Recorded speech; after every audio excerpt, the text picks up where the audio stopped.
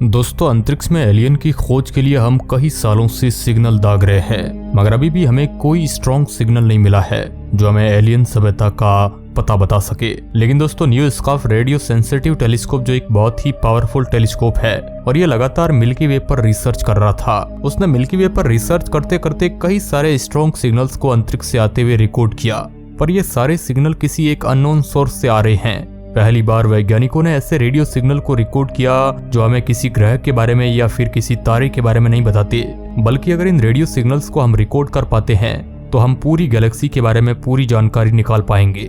वैज्ञानिक मानते हैं कि इन सिग्नल्स को पढ़ने के बाद हम इवोल्यूशन ऑफ गैलेक्सी को आसानी से पढ़ सकते हैं। खैर, इवोल्यूशन ऑफ गैलेक्सी इसका मतलब होता है कि कैसे कैसे गैलेक्सी अपने शुरुआती दिनों से अपने अंत तक बढ़ती है और ब्रह्मांड में सबसे पहली गैलेक्सी कैसे आई होगी और अंत वाली गैलेक्सी कैसी होगी। इन सिग्नल्स को रिकॉर्ड करना काफी ज्यादा कठिन होता है क्योंकि इनमें बहुत ज्यादा नॉइस होती है। यहाँ पर नॉइस का मतलब आवाज नहीं है, बल्कि नॉइस का मतलब है पीछे से आने वाले और सारे सिग्नल्स। जब भी वैज्ञानिक ऐसे सिग्नल्स को रिकॉर्ड करते हैं तो इनकी आवाज कुछ ज्यादा ही तेज होती है, कुछ इस तरह।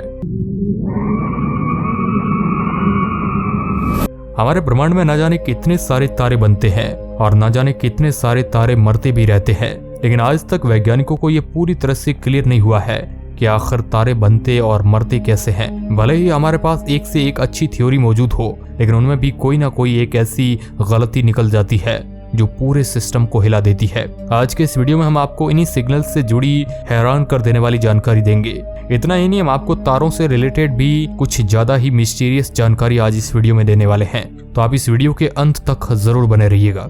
दोस्तों, 1930 तक वैज्ञानिकों को तारों के बारे में कम जानकारी थी और तब तक ये माना जाता था कि हमारे ब्रह्मांड में सारे तारे एक ही समय पर बने थे और तब ये माना जाता था कि हमारे ब्रह्मांड में सारे तारे एक ही समय पर बने थे और ये एक ही समय पर एक साथ अंत भी इनका हो जाएगा। तब के लोग ये मानते थे कि एक समय ऐसा भी आएगा जब तारों का बनना ही खत्म हो जाएगा क्योंकि हमारे ब्रह्मांड में हाइड्रोजन मौजूद नहीं है। लेकिन 1950 तक आते आते वैज्ञानिकों को ये बात पता चली कि हमारे ब्रह्मांड में बहुत भारी मात्रा में हाइड्रोजन मौजूद है और नए तारों का भी निर्माण बहुत तेजी से हमारी आकाशगंगा में होता रहता है। इसलिए ऐसा बिल्कुल नहीं है कि तारे एक ही साथ बने थे या फिर आगे तारे बनना बंद हो जाएंगे। ये 1950 का ही दशक था जब वैज्ञानिकों को यह पता चला कि हमारे ब्रह्मांड में मौजूद हर तारा सूर्य जैसा नहीं होता है, बल्कि वह तो एक दूसरे से काफी ज्यादा अलग होते हैं और इनका द्रव्यमान भी एक दूसरे से अलग होता है। तब तक यही माना जाता था कि काफी सारे तारे सूरज जैसे भी होते हैं और सबकी चमक भी इतनी ही होती है। इस समय में यह भी पता चला कि तारा जितना ज्यादा विशाल होगा उसकी जिंदगी भी उतनी ही छोटी ही होगी। अब इसके पीछे के विज्ञान को हम आपको बताते हैं। जैसा कि आपको पता है कि तारा अपने केंद्र से एक एनर्जी को उत्पन्न करता है और उसी एनर्जी से वह पूरी तरह से स्टेबल रह पाता है। तारा जितना ज्यादा विशाल होगा वह उतनी ही ज्यादा एनर्जी को भी उत्पन्न करेगा और उतनी ही ऊर्जा को बाहर भी छोड़ेगा, जिससे वह बहुत तेजी से नष्ट होता जाएगा और बहुत जल्द ही खत्म हो जाएगा। वही जो छोटा सा तारा होगा वह ऊर्जा बहुत धीरे धीरे उत्पन्न करेगा और बहुत ही धीरे ही बाहर छोड़ेगा क्योंकि उसकी ग्रेविटी बहुत ज्यादा तेज होगी। इससे वह काफी लंबे समय तक टिक पाएगा। हमारा सूर्य स्मॉल मीडियम साइज के तारों में आता है और इसलिए इसे अपनी सारी एनर्जी खत्म करने में करीब 11 अरब सालों का समय लगेगा, जिसमें से करीब 5 अरब सालों का समय यह तय कर चुका है। दोस्तों, 1951 में वैज्ञानिकों के 3 ग्रुप ने कुछ अजीब रेडियो सिग्नल्स को रिकॉर्ड किया और जब इस पर और ज्यादा रिसर्च की गई तब ये पता चला कि ये रेडियो सिग्नल तारों से ही निकल रहे थे और ये तारों के उन पार्ट से निकल रहे थे जहां से वह हाइड्रोजन को बाहर निकालते हैं। इससे वैज्ञानिकों को यह पता चला कि ऐसा जरूरी नहीं है कि हाइड्रोजन सिर्फ तारों के अंदर ही मौजूद है, बल्कि नॉर्मल इंटरस्टेलर मीडियम में भी हाइड्रोजन बहुत भारी मात्रा में मौजूद होती है। जिन बादलों की वजह से सितारे बनते हैं वह भी पूरी तरह से हाइड्रोजन से बने होते हैं और उनके अंदर थोड़ा बहुत मैटर भी होता है जो हाइड्रोजन के अलावा भी बाकी सारे भारी एलिमेंट्स से बना होता है। इस रिसर्च के बाद वैज्ञानिकों की बहुत बड़ी परेशानी सॉल्व हो चुकी थी और वह यह थी कि हाइड्रोजन जब इंटरस्टेलर मीडियम में मौजूद ही नहीं है तो आखिर तारे बनते कैसे हैं। लेकिन इस परेशानी के हल होते ही कई और सारी परेशानियां सामने आकर खड़ी हो गई। जैसे ये हाइड्रोजन मौजूद है, लेकिन आखिर इससे तारों का निर्माण कैसे होता है, इसके बारे में जानकारी इकट्ठा करते हैं। इसके बारे में जो पहली थ्योरी है उसे शैंपेन मॉडल थ्योरी कहा जाता है।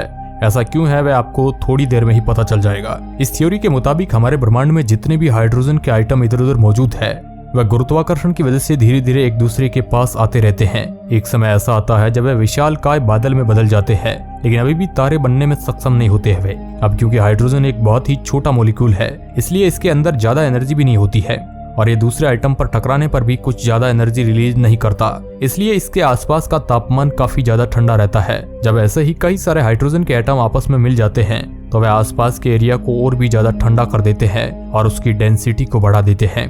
जब ऐसे ही हाइड्रोजन के विशाल बादलों का टेम्परेचर काफी ज्यादा कम होने लगता है तो उनकी डेंसिटी काफी ज्यादा बढ़ने लगती है। डेंसिटी बढ़ने की वजह से वे और भी ज्यादा पास आने लगते हैं, क्योंकि उनका गुरुत्वाकर्षण भी इसी से तेज होने लगता है। एक समय ऐसा आता है जब उनका तापमान 0 डिग्री सेल्सियस से भी नीचे चला जाता है और डेंसिटी भी उसी 0 के नीचे हो जाती है, और इस समय काफी सारा मैटर एक साथ बहुत छोटे पॉइंट में इकट्ठा हो जाता है। अब थोड़ी देर तक तो ऐसा बहुत आसानी से चलता रहता है, लेकिन एक समय ऐसा आता है जब वह छोटा सा पॉइंट काफी सारा मैटर को नहीं संभाल पाता, और ऐसे में एक बहुत ही तेजी से धमाका होता है, जिसकी वजह से बहुत भारी मात्रा में ऊर्जा उत्पन्न होती है और सारे मैटर को बाहर उठाकर फेंक देती है। इससे एक नेबुला बनता है जो आगे चलकर तारे के फॉर्मेशन में मदद करता है। इसे शैंपेन थ्योरी इसलिए कहा जाता है क्योंकि जब वह धमाका होता है तो उससे मैटर कुछ इसी तरह से बाहर आता है जैसे शैंपेन की बोतल में से शैंपेन बाहर आती है। वैज्ञानिक ऐसा मानते हैं कि उन्होंने जो रेडियो सिग्नल डिटेक्ट किए थे वैसे ही किसी धमाके की वजह से आए थे, जिसकी डेंसिटी पृथ्वी तक आते आते काफी ज्यादा कम हो गई थी। ऐसा सही भी हो सकता है क्योंकि इसमें कोई भी ऐसी चीज नहीं है जो फिजिक्स के द्वारा प्रूव ना की जा सकती हो या फिर फिजिक्स किसी चीज को मानती ना हो। दोस्तों, ऑस्ट्रेलिया में मौजूद एक टेलीस्कोप में करीब 1,60,000 प्रकाश वर्ष दूर मौजूद ट्रांगुला नेबुला से आने वाले करीब 1000 रेडियो सिग्नल्स को रिकॉर्ड किया है। वैज्ञानिक ऐसा मानते हैं कि ये सिग्नल वैसे ही तारों के बनने की वजह से आ रहे हैं। इन्हें बेबी स्टार का नाम दिया गया क्योंकि ये काफी ज्यादा नए हैं और इनमें से किसी की भी एज 2 मिलियन साल से ज्यादा नहीं बताई जा रही है। भले ही ये काफी ज्यादा समय से हो, लेकिन तारों की एज के हिसाब से ये काफी ज्यादा कम है। हमारे सूर्य की ही उम्र करीब 5 अरब साल है, तो इसके सामने 20 लाख साल तो कुछ भी नहीं है। ऐसा बताया जाता है कि ब्लैक होल के आसपास भी काफी ज्यादा तारों का निर्माण हो सकता है।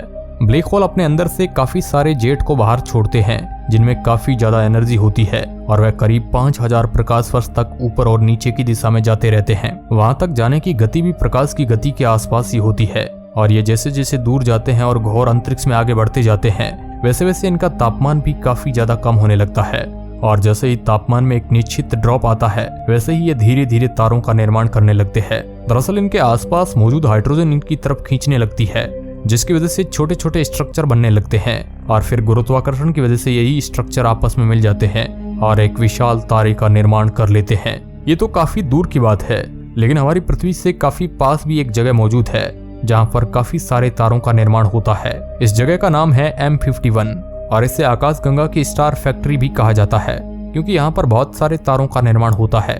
इसको आपने ब्रह्मांड में कहीं ना कहीं तो जरूर देखा होगा। इसे अफेयर्स ऑफ क्रिएशन कहा जाता है और ये भी काफी ज्यादा एक्टिव स्टार फॉर्मेशन वाली जगहों में से एक है। ये ईगल नेबुला नाम के एरिया में मौजूद है। खास बात तो यह है कि ये हमारी पृथ्वी से काफी ज्यादा करीब है।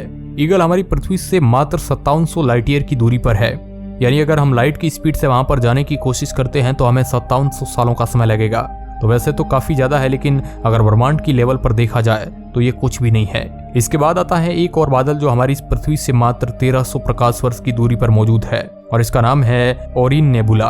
और यहाँ पर भी काफी सारे तारों की फॉर्मेशन होती है, काफी सारे तारे यहाँ पर पैदा होते हैं और इस जगह के कुछ पार्ट तो आप छोटे से टेलीस्कोप की मदद से भी आसमान में देख सकते हैं। ऑस्ट्रेलिया में मौजूद काफी सारी सर्च आप यहाँ से कर सकते हैं, रिसर्च। तो दोस्तों, आज के इस वीडियो में बस इतना ही। अगर अच्छा लगा है तो इसे शेयर जरूर करिएगा। धन्यवाद।